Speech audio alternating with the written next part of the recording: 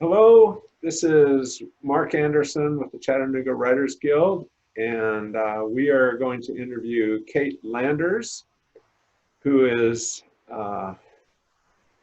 currently the Vice President of the Chattanooga Writers Guild. From 2017 to 19, she was the secretary.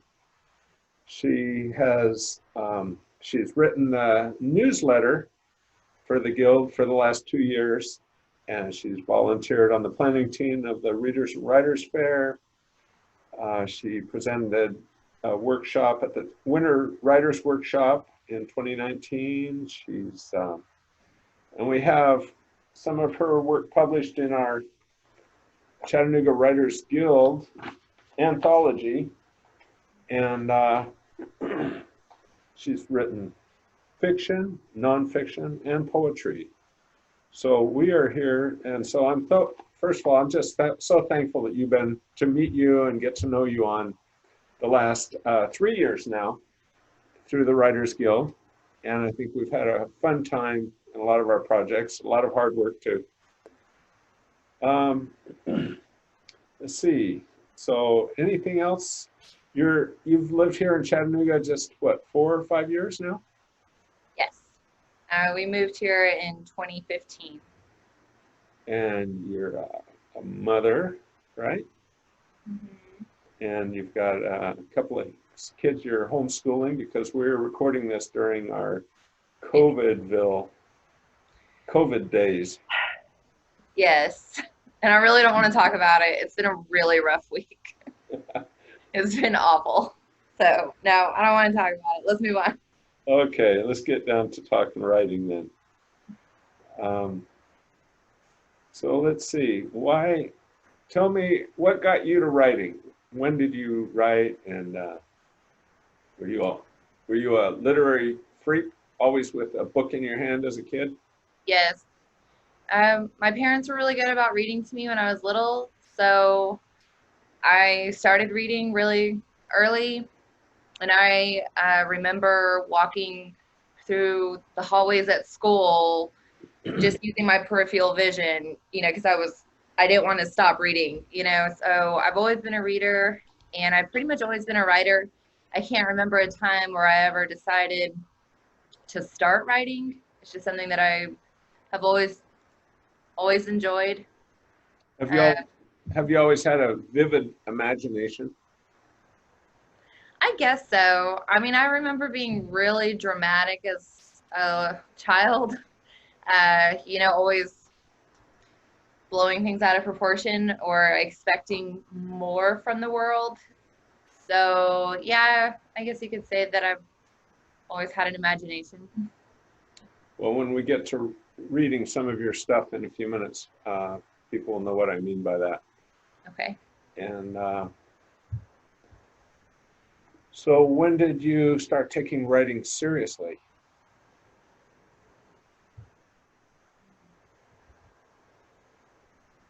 What do you mean by seriously? Well, I think you said something about winning a contest when you were 8th grade. So evidently you were Well, writing. that was, I wrote something for my English class, and my teacher submitted it. I didn't know that she was going to do that. And it won an award. And I came across the clipping a few weeks ago. I just want to show you because it really makes me laugh. Can you see my angry face in that picture? Look at how mad I look. You're so tough. That looks so tough. That was 8th grade. So I was in that stage. But that was for a humorous essay that I wrote. You wouldn't think that mean girl would write something humorous. But I think when she sent that off and I won this award, that was my first indication that other people than just my teachers would appreciate my writing, or that I could get it out to more people and do something with it, that it didn't always just have to be a personal hobby. It has remained a pretty much personal hobby, but that was definitely the point where it occurred to me that writing could be a career. All right. Yeah, that's so valuable when we get some sort of encouragement, especially from a teacher, someone that just says, yeah, take this little seed there and let it flourish. And it takes some water or some sort of an attention to get those things going in us. That's good Yeah. teachers are good at that, right? Having other people believe in you when you're that age, or I mean at any age, but especially in middle school, it means so much. Yeah. It can really So push us in a good direction. tell me, what has the Chattanooga Writers Guild meant to you? Uh, That's a good question. Um, I have been a part of several writing groups in my adult years, and the Writers Guild is the one where I have felt that I could learn the most from the people that I meet. The other writing groups that I've been a part of, either in Knoxville or Houston, uh, it was people who, I guess it was like a hobby group, people who enjoy writing, getting together, talking, critiquing.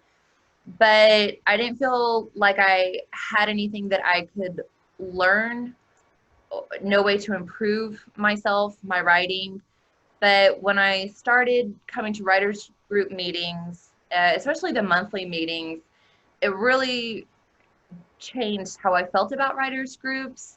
Um, and it was very educational. I really enjoyed coming to the monthly meetings and being challenged by the prompts that the speakers would give. And, you know, a lot of them would do like little workshops, hearing what other people who were attending um, thought about the prompt that we were given and how we all would interpret it differently. And then the writers group, you know, puts on the winter workshops. And I've come to maybe 4 years, the past 4 years, I want to say. And I always learn something when I come. There's always some aspect of writing or editing that I didn't think of before, or maybe I knew once upon a time and forgot. And so coming to these really sparks it again. tell me about children's literature. I have a lot of opinions on Kid Lit. Yeah, okay. Yeah. So you got some kids and you started reading to them. Yes. I didn't really have an opinion on Kid Lit until I started reading to my son, who is now 11. And so reading these books, which I don't want to rag on kids' books too much because I like all different kinds of kids' books, and it's really just ones here and there that seem to I lump together as just junk. And you never know what you're gonna get when you just check out a whole bunch of books from the library or whatever. So you know, I was just reading like at least a dozen books a day, and I still read so much now to my daughter. And some of them just, they don't inspire me. They make me roll my eyes. So I started writing Kid Lit just because I wanted to write something that I would enjoy reading over and over again, something that I felt my son would enjoy reading, and hopefully other people will too one day. Um, you know, What? and I was frustrated with lazy artwork in the books because so much of, especially, you know, picture books, it has to be carried by the art. And some of these artists, it was just terrible. There was nothing fun to look at. And then the writing was terrible. The pictures were terrible. So yes, that's what made me start writing Kid Lit. I just like fun books or books that really like strike a nerve, get in deep, you know, something. They just can't be boring. I just don't like boring books. Well, I think we should schedule a whole time where we just talk about that and bring out That'd be great. examples and stuff. Okay. But for now, we'll move ahead to, because you're pretty broad here. And then there's fiction. Mhm. What what do you really, I guess one of the questions, what really turns you on? What is it in writing that inspires you that you say, uh, like, what, can you think of something that's like, oh, there's this, something really great that you really appreciate about a good fiction writer or something? Or who's your favorite fiction writer? I don't have a favorite fiction writer. I do have a couple of favorite books, but they're mainly nostalgic from my childhood. I don't know. I mean, it's hard to say what exactly good fiction is because it's so broad and it means different things to different people. Some people really want a story that makes them feel good, and some people are sick of happy endings and want something that is more real. So And what did you think of Harry Baggins then? Harry Potter. I love the Harry Potter books. I really do. I think it was very clever, and there wasn't any character that I thought she skimped on or was untrue. I've read the whole series maybe 2 or 3 times, and I've read the first book, I don't know, like 6 or 7 times. So Wow, I'm yeah, impressed. I really like it. I just finished reading the first one, The Sorcerer's Stone, the first time. For the first time?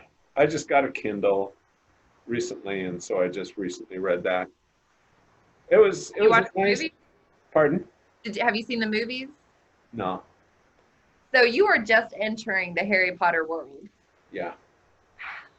And it's like it's really a nice storyline that plays heavily on stereotypes and shallow characters. And I was like, so where's the vivid images? You know, and it's okay. It's all, and who couldn't like the storyline? It's a great plot. But had been recently reading stuff that's some classic stuff, you know, and I'm like, Like what? well, over the summer I read Faulkner, short stories by James Faulkner, and I'm like, this guy can write a story that gets your mind. The images are so vivid that this guy was just amazing. And then and then I was last year in a class, I was reading some stuff that was a couple of centuries old, you know, and like it was I felt the depth of the imagery was much richer, slow moving, but quality was intense. So anyway, but I'm old. Let's go on to what is next on our list. So what would you say characterizes bad fiction? What do you not like in a fiction book? Really flat characters. I might be a little hard pressed to come up with something if I hadn't come away from a little free library a few months ago with a big old stack of books that I was really excited to read. And I read all of them, and they all disappointed me for the same reason. It was the author obviously had a plot in mind. The characters needed to get from here to here to here. And it didn't matter what the characters wanted to do, the author needed to move them along. So when I was reading it, it was just, there was no depth to the characters. They never did anything unexpected. It was very predictable because of course there can only be this type of ending when you've set up characters like this. You know, it was very obvious who the bad guy was.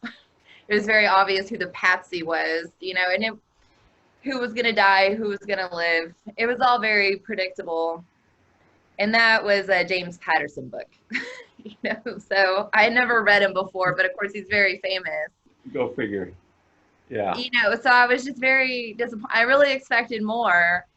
I can't remember the other authors at the moment, but it was obvious someone had cleaned out their thriller shelf from their book, you know, book collection and taken it to this little free library because they were all the same genre.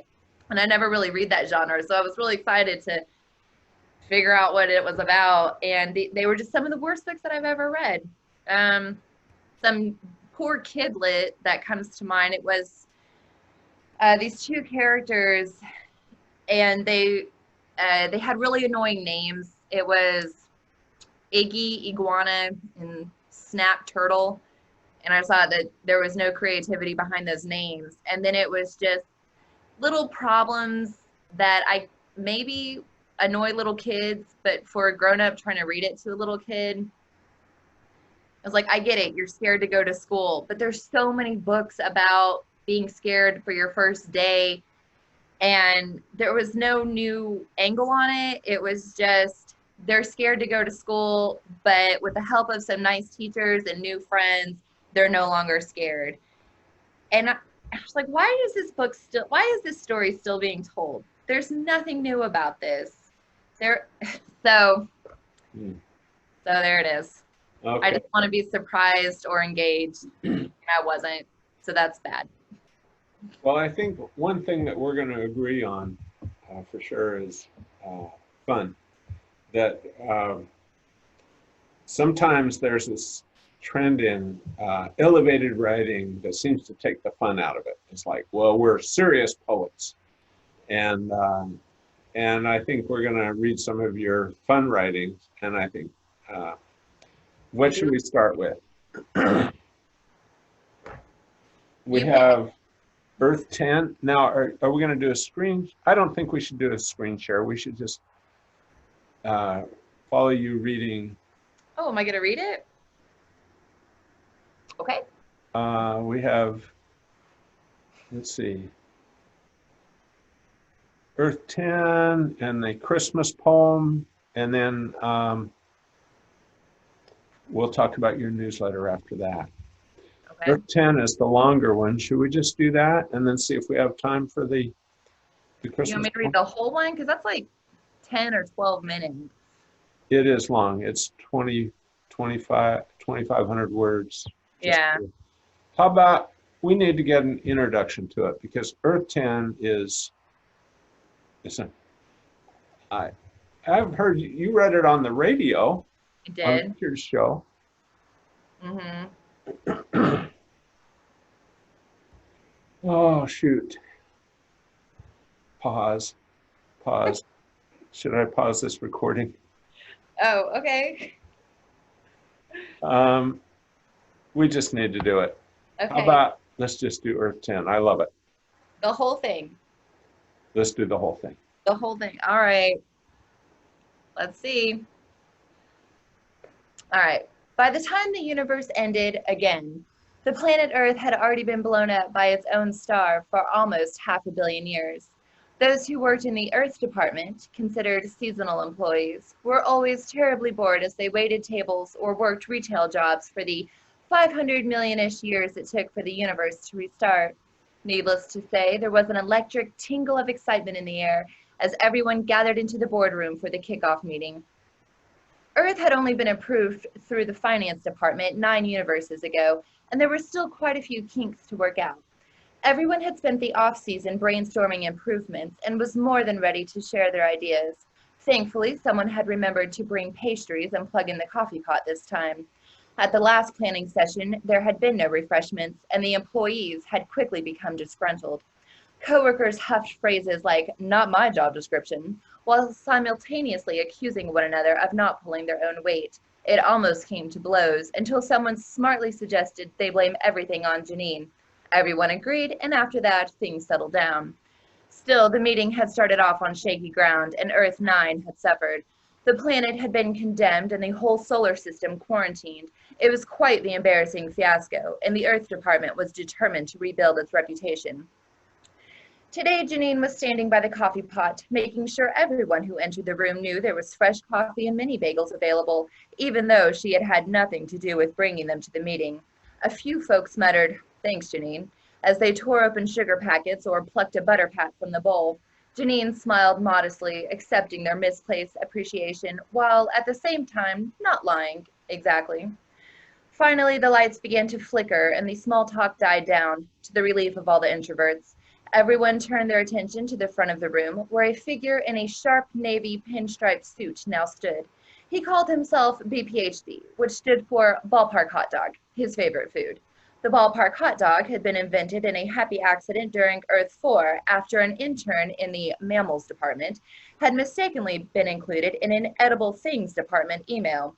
Ballpark hot dogs have been a staple in all versions of Earth since. "Good to see everyone," said BPHD. "I know you all have some terrific ideas for Earth 10, and I look forward to hearing them all. So who wants to go first? Sudafed?" Sudafed rose, tucking her long blonde hair behind one ear.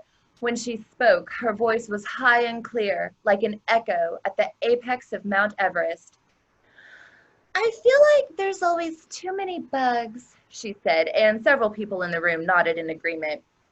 "Even after we introduce reptiles and fish and birds, there are still way too many bugs. I mean, in Earth 9, we had multiple ice ages, several floods, and the humans got the whole place condemned, but there were still too many bugs." BPHD rubbed his chin thoughtfully. "But the way we've always set it up, bugs are a staple of every ecosystem on Earth. Without bugs, life wouldn't be possible." "I don't care. They're icky," BPHD sighed. "And how many bugs would be acceptable for Earth 10, do you think?" "Like 5? 5 species?" "No, just 5. Thank you, Sudafed. Next. "I have some ideas." "Ugh, no, Janine, but thanks." "But next." A small furry creature with large yellow eyes stood up. "I have a proposal," it squeaked, and half the room said, "Aw." Then it hiccuped, and the other half of the room blessed its little heart. BPHD smiled warmly. "Yes, Mr. Snuggлекins." "Last time, too many people from other worlds showed up, and we ran out of food. It was kind of a bummer." "Yes, I recall." Mr. Snuggлекins wrinkled his nose cutely. "So I was thinking this time we could avoid that problem if we just made everything edible." BPHD frowned. "So you want to make food out of rocks and dirt?" "No, no, no, silly head," Mr. Snugglekin said. "I'm saying let's do away with all that yucky inedible nature stuff, blah, and just make the whole world out of lollipops and cotton candy fluff and chocolate ice cream." Spun around in circles as the room gave him a standing ovation. BPHD pretended to write this idea on his clipboard as he waited for the applause to die down. "That is definitely something to think about for Earth 10. Thank you, Mr. Snuggлекins. But what if instead we just asked everyone to RSVP and then put a cap on how many people could be there at a time?" Mr. Snuggлекins giggled and shook his head. "That's so lame. Who would want to come to a party like that?" "Well, we're not really planning a party. This is work," BPHD said. Mr. Snugglekin shrugged. "I guess that's why you're the boss man, boss man." He sat down and whispered something to the sacred cow beside him. Then they both looked at BPHD and giggled. BPHD straightened his sleeve cuffs and searched the room. "Who else has an idea?" "I do." "Besides Janine?" "Yes, Cadillac Jack." "Oh, I don't really have any ideas, but I wanted to let everyone know that the Black Hole Committee said it'll be conducting a test flush in our galaxy this time, so if we don't want the Earth to get sucked in, we need to make sure it's securely fastened." This time BPHD really did make a note. "Got it. Thanks, CJ. Anyone else?" I'm standing right here with my hand raised, as you can clearly see. When you learn how to plug in a coffee pot, then we'll talk. Who else has an idea?" An ethereal wisp floated out of its chair and began to radiate love. The people sitting around it gently placed their coffee mugs in their laps, looked up at the wisp, and sighed blissfully. "I have a suggestion," the wisp whispered. BPHD was standing out of the wisp radius and was therefore still able to think clearly. "Yes, Lindsay?" "I have some new ideas for new animals this time." "Great idea. You're so brilliant. I love you, Lindsay." Lindsay looked down at the adoring fans seated around her and smiled. She radiated more love and they fell out of their seats. Said BPHD. What sort of animals did you have in mind? Lindsay referred to her notes.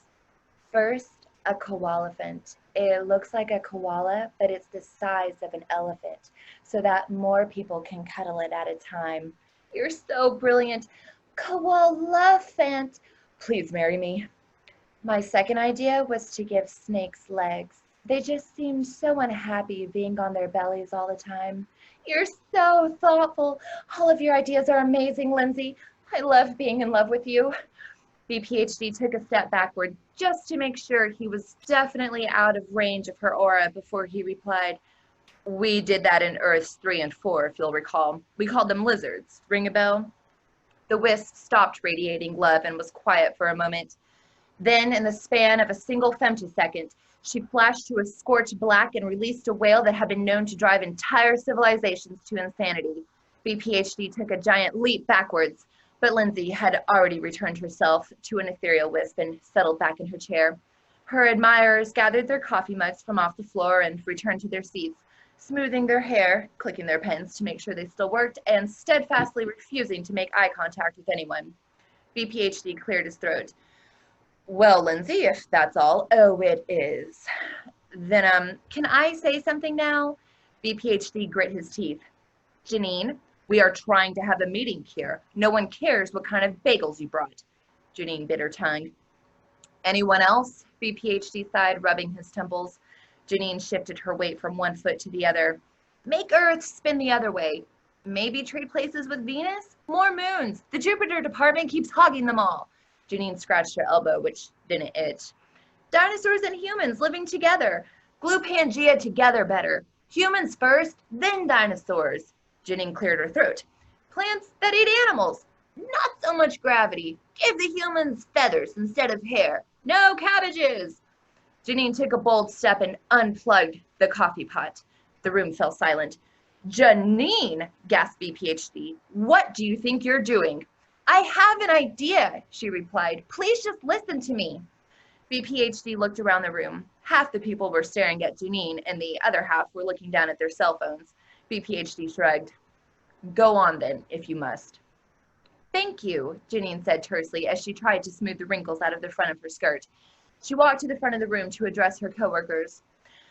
So I was thinking, most of us have been working here since the beginning, and with each new universe, a new Earth, we always try to do something new.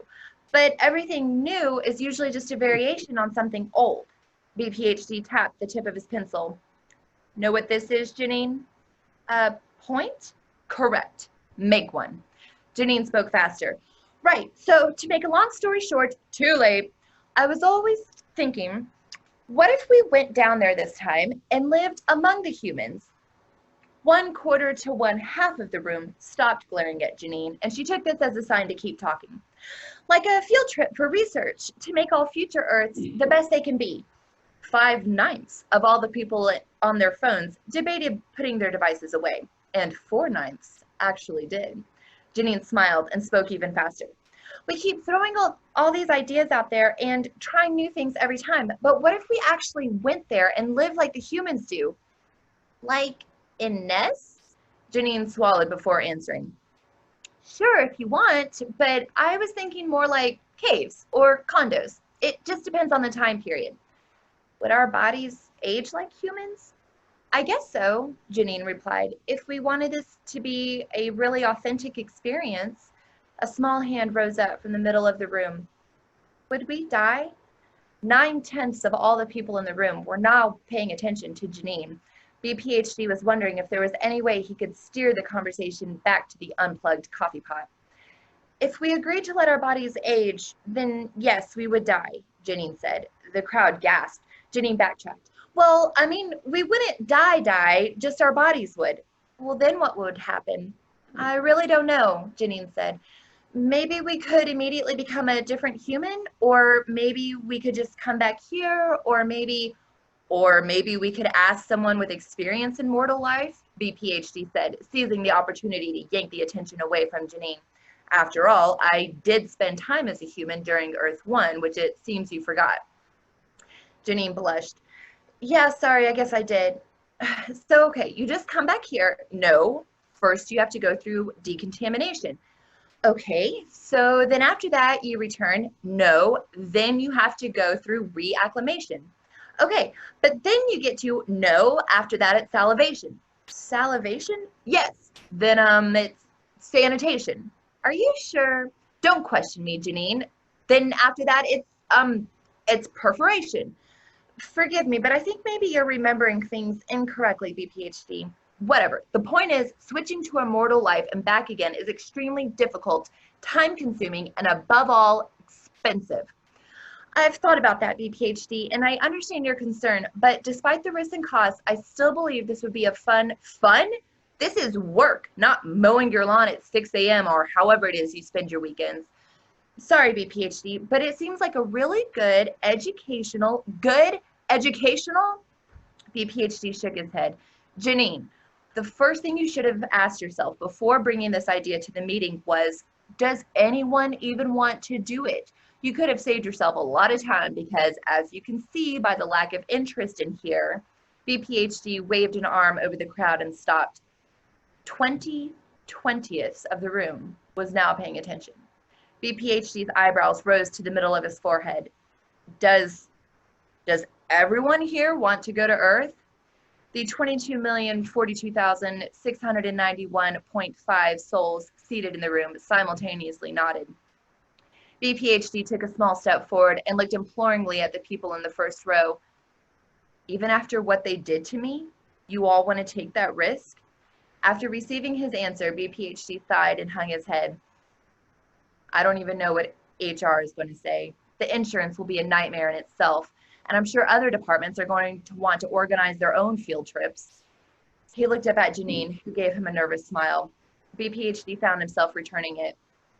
Well, Janine, if this goes well, it could go really well. And if it doesn't, I'm fired? BPHD shook his head. No, I won't fire you. How could I? You're the only one who remembered to bring pastries this time. Janine's smile faltered for a second.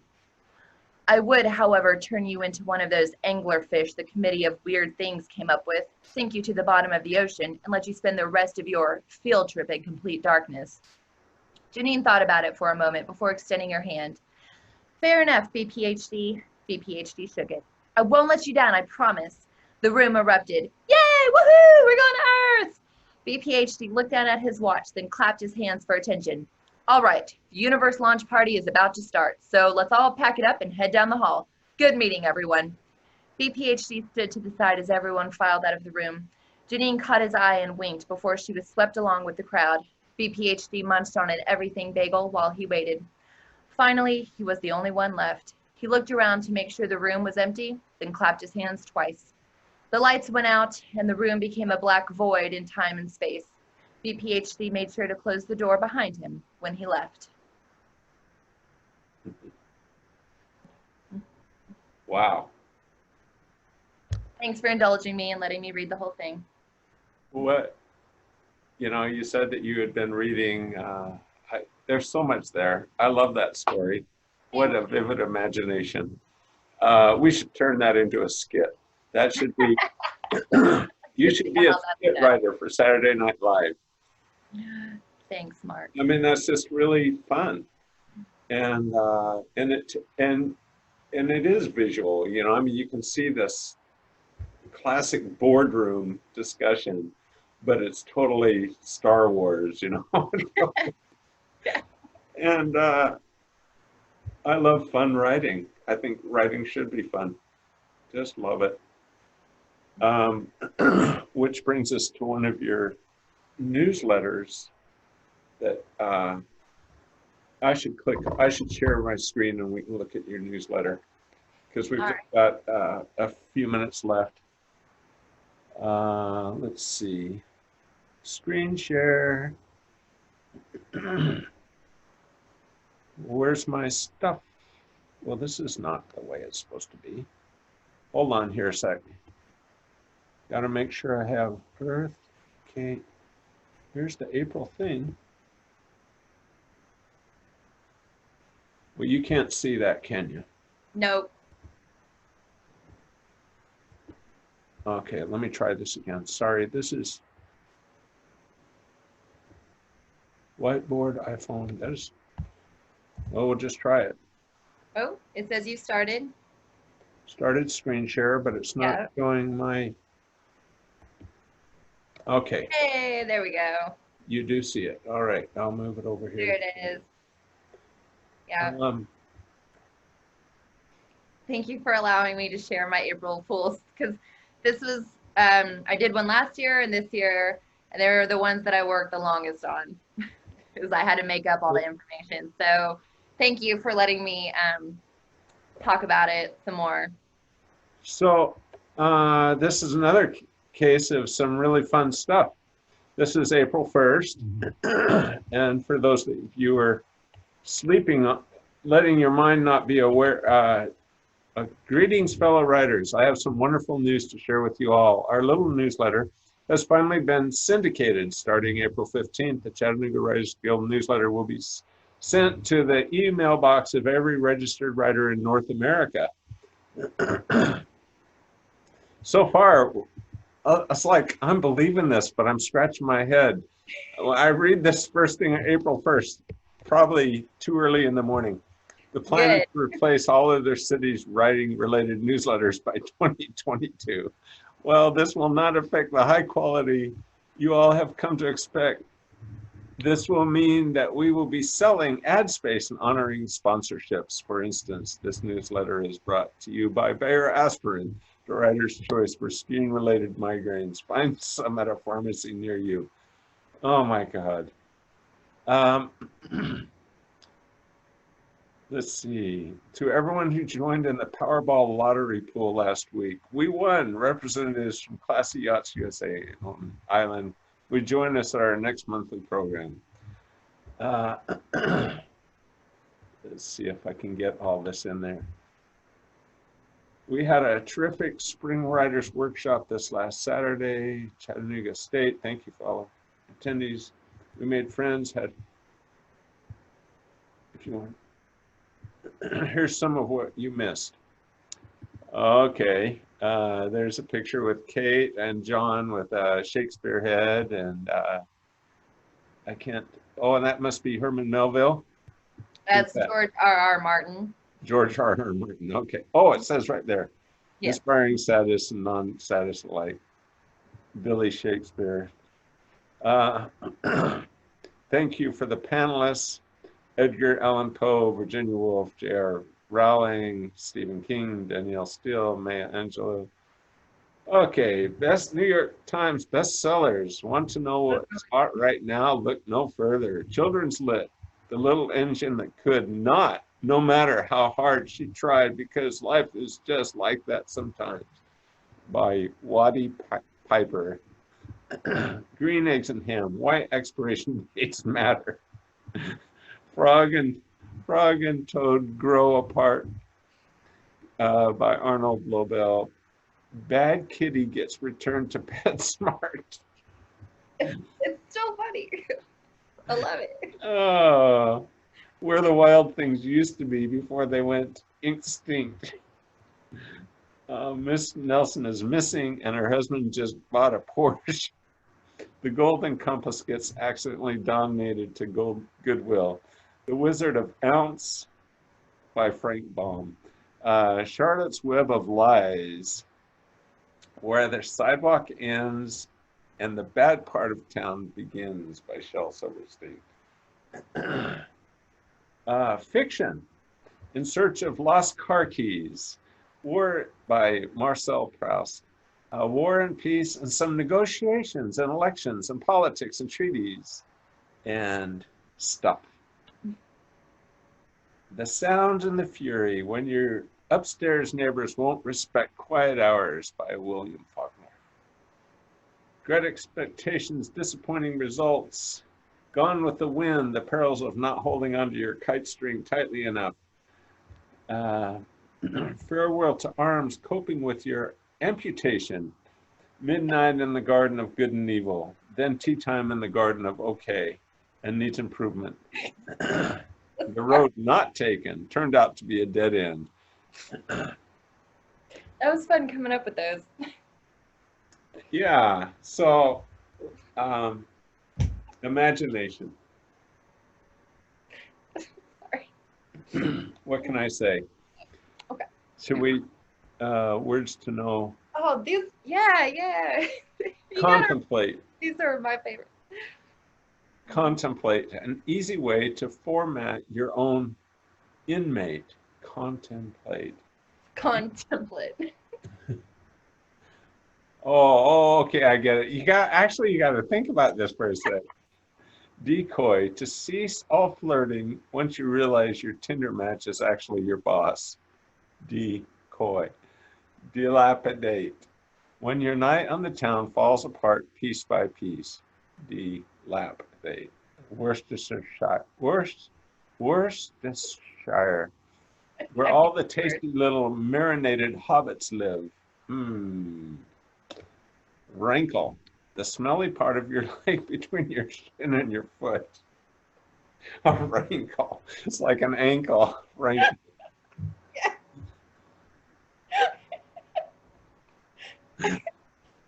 Rehearse, the action taken when a coffin falls out the back of a car. Sarcasm, the vast amount of space between what the speaker said and what she really actually meant. Stale mate, a friend who has reached his expiration date. Oh, the worship, ostracism, the worship of large, flightless birds. Ostrich, ostracism. Um, Flotilla, a naval unit of Mexican flatbreads. Flotilla. Capable, empowered with the ability to wear a short sleeveless cloak. Capable. Commodious describes the pleasantly tuneful sound of a toilet flushing. Commode. Yes. Oh my gosh. Um, what is this? Time to be preparing for the competition. Oh, that's just next month. I hope everybody's, been practicing for this. Yeah, we have elections in a week. Uh, oh, we're recording this at the end of August after this. Oh, But yeah. we're running It's so much time. out of time. Okay. Oh, this was cute. This is member spotlight with Sam, age 5. Is this your daughter? That's my kiddo. Yeah. Yeah, I kind of figured. What are your writing goals? Reading, drawing. Oh, this is so cute. Yeah. Tell us about a book or poem that had an impact on your life. Rapunzel. That book means everything to her. What things would you Takes like the to see? life. Yeah, that was really fun. Thank you for reminding me of this. So, stop share. Well, Kate, uh, Oh, we didn't get to talk about my Christmas poem. We'll just, it's out of season anyways. I think you could easily work for a syndicated column. Kate Landers looks at, because you bring out the absurdity of life, and that's fun. You could easily get a high-paying job at some, and so That's very kind of you to think that. well, I love it. So Thanks, Mark. you can read more about katelanders.com is the website. I do have a website. I forget. I need to update it from time to time. And Kate's, we're going to have a series of writing monthly contests that Kate will be leading. And Yes. Starting soon. so is there anything else we should just wrap up here? I No, the good people have sat and listened long enough. Kate Landers has been on the board of the Writers Guild for 3 years now, and I'm not sure what her next plan is. And but this is what Chattanooga Writers Guild is all about. We're learning to write, and we're getting opportunities to express it, and opportunities to step up. And we hope to see you published somewhere, doing great things with your vivid imagination. Thanks, Mark.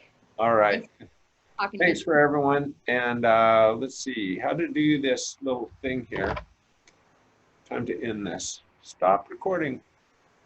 Take care.